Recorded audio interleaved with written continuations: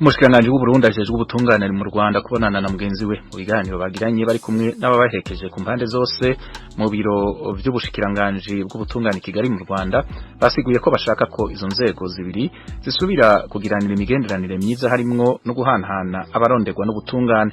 Pierre Claver niyo nkuru ari Kigali mu Rwanda niyo nkuru dufitiye. Mu rugendo yagize kuri uyu wa gatanu Kigali mu Rwanda, umushikiranganji w'ubutungane w'u Burundi yavuze ko we na mugenzi we yagendeye bifuza kunagura imigenderanire y'izo nzego zibiri yatosekaye haraheze imyaka 7. Domine Banyankimbona yagendeye mugenzi we w'u Rwanda ugira Shebuja Emmanuel ari kumwe nabo muherekeje barenga 5 na mugenzi we w'u Rwanda yari kumwe n'intumwa nk'izo zirimwo General de Brigade Vincent Nyakarundi ajeje iperereza rya gisirikare. Umushikiranganji ugira Shebuja mu kwakira mugenzi we yemeje ko iyo nama yo ku rwego rwo hejuru mu ntumbero yo gusubira gusangira kabise n'agahiye.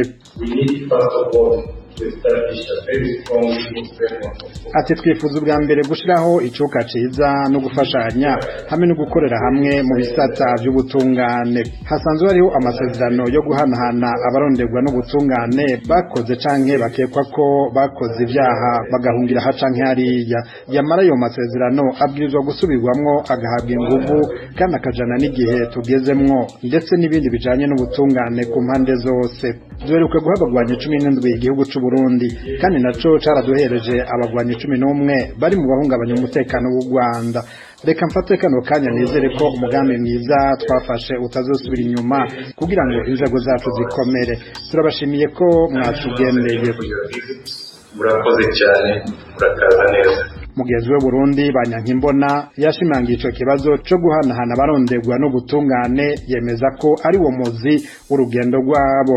Abakoze ibibi turabahanahana, tuje kuganira mu bijanye n'ubutungane kugira ngo dufashanye gutuza inkozi z'ibibi, cane cane mu guhana uwo wese yakoze ikibi, bibe ibikorwa vyiza bifite ijambo mu makungu. Umwe mu ntumwa zirenga 5 zari kumwe n'umushikiranganje w'ubutungane w'u Burundi n'umushikizamanza mukuru kizigenza wa Republika Silvestre Nyandwi. Uyu niwe yateye umukono komite mpuzamakungu irondera abantu barenga 40 baronderwa n'ubutungane bw'u Burundi. Yasiguye akatari gake ko bamwe muri abo bahungiye mu Rwanda no mu karere bakekwa ko ivyaha byo gushaka no kwifatanya n'abashatse gutembagaza ubutegetsi mu mwaka w'2015 hamwe n'ibindi bikorwa byo guhungabanya umutekano.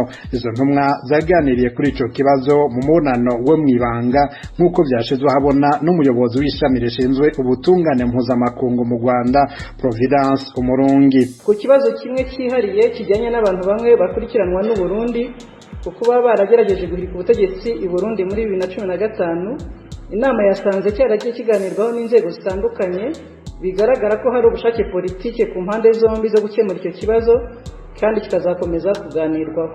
Umushikiranganji Domine Banyankimbona yatangaje ko ashimye ingene bakiriwe, amenyesha ko bigaragaza ko nivyo bumvikanye bizoja mu ngiro.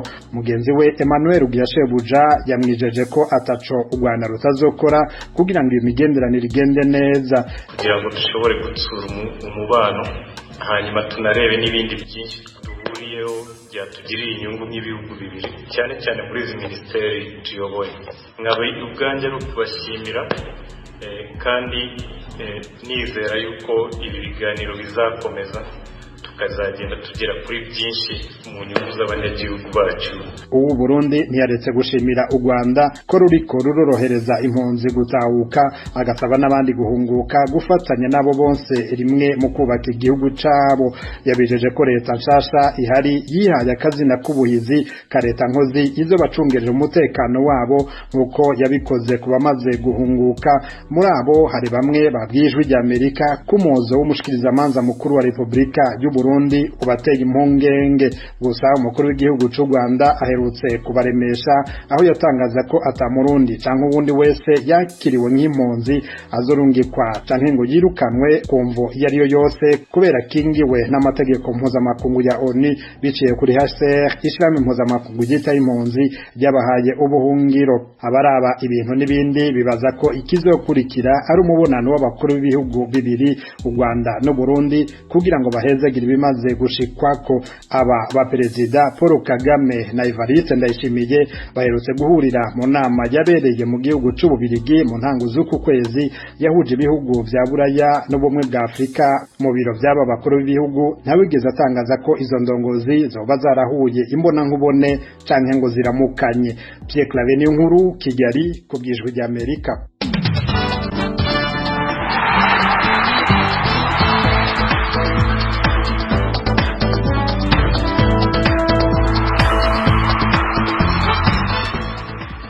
Tubibutse inshuti mwese ko muri ko mubandanya kumviriza radio Ijwi ry'Amerika nguko mu mazimisi mu byumva isiganwa mpuzamakungu ry'amakinga irabandanya mu Rwanda. Kuri wa gatanu umukinyi w'umunya Ukraine Anatoly Budiak niwe yatsinze agace ka Musanze Kigali mu isiganwa ry'amakinga Tour du Rwanda. Ibindi kuri inkuru na Jean-Claude Munyandinda ari Kigali mu Rwanda. Kuri wa gatanu abasiganwa bahagurutse i Musanze isaa 4 za mu gitondo berekeza mu mujyi wa Kigali mu rugendo rw'ibirometero 152. Mbere yo gutsimbura abakinyi b'Abanyarwanda bari bahize bavuga ko biteguye gukora ibikomeye bakegukana aka gace ka gatandatu ka Tour du Rwanda, cyane cyane ko bamwe muri bo bari bitwaye neza muri etape ya Muhanga Musanze. Twumve imigambi Eric Muhoza wa Team Rwanda na Jean Bosco Nsengimana wa Benediction bari bafite mbere yo guhaguruka. Ku Banyarwanda turashaka gutwara amajeje biracyashoboka ku munota umwe n'amasegonda n'imba arimo biracyashoboka umuntu yatwara Tour du Rwanda. Oya, ikintu dushaka cya mbere na mbere ni mayo jaune yakwanga tukabona etape tukabona ibihembo rimwe na bimwe nk'igiremperi. Izi nzozi aba bahungu b'u Rwanda batangiranye ntabwo bashoboye kuzikabya nubwo ntako batari bagize ngo barwane inkundura. Mu gihe hari hasigaye ibirometero 2 ngo agace ko kuri wa gatanu karangire, umukinyi w'umunyamerika Noah Granigan ukinira Wildlife Generation yo muri Leta Zunze Ubumwe za Amerika niwe waruyoboye itsinda ry'imbere aza gutungurwa nuko abari bamukurikiye bamuciye mu ryahumye. Hanyuma umunya Ukraine Anatoly Budiak ukinira ikipe ya Terengganu Polygon yo muri Malaysia agera ku murongo usoza mu marembo ya Kigali Convention Center ari uwa mbere, yegukaniye intera ya Kigali Musanze akoresheje amasaha 3 iminota 35 n'amasegonda 21. Wa kabiri yabaye Nathanael Tesfazion umunya Eritrea wo muri Androni Giocatori yo mu Butaliyani akaba yakoresheje ibihe bingana n'iby'uwa mbere. Umunyarwanda Eric Manizabayo bakunda kwita Karadio mu ikipe ya Benediction yaje ari uwa gatatu asigwa amasegonda 5 n'abakinnyi babiri ba mbere.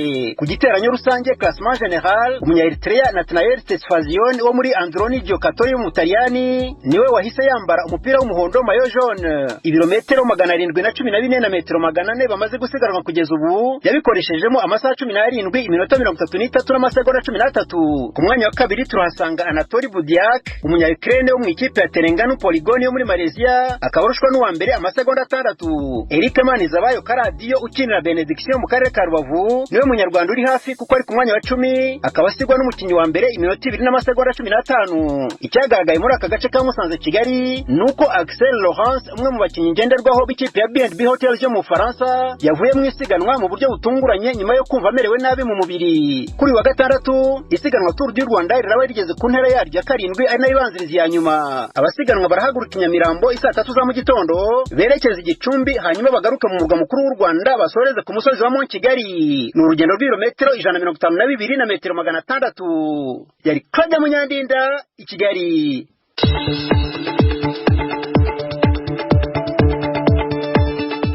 Mbere ko dusezerana tubibutse ingingo nkuru z'amakuru twabashikirije. Leta Zunze Ubumwe za Amerika ngaha President Joe Biden yagenye umwiraburekazi Ketanji Brown Jackson kuba umucamanza muri sentare nkuru y'igihugu mu nama y'ibihe bidasanzwe Brussels mu Bubiligi yaherangije ibikorwa mu gitondo cyo kuri uyu wa gatanu. Yabaye kuri uyu wa gatanu abayobozi mu muryango w'ubumwe bw'Uburayi batangaje ibihano bavuga ko bikaze bafatiye Uburusiya bitewe nuko bwateye Ukraine.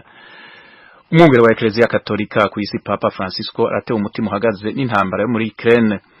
Twabwiye kandi ko umuryango w'ubumwe bwa Afrika wasavye Uburusiya kubahiriza amategeko mpuzamakungu. Joti rero mwakurikiranye amakuru n'ibiganiro twaje bafite kuri isaha niyo bigarukiye. Dushimira abagize uruhara bose ngo ategurwe yongera abashikire kuri mikoro ari kumwe nanje Fidel Niyongabo. Ibiganiro n'amakuru byabihagarariwe na Eddie Gwema byashizwe hamwe na Nadia Ta ku izina ry'abagenzi bacu bose. Tubike abantu tubifuriza ihe byiza mu bandanya kumviza radio yanyu Ijwi ry'Amerika.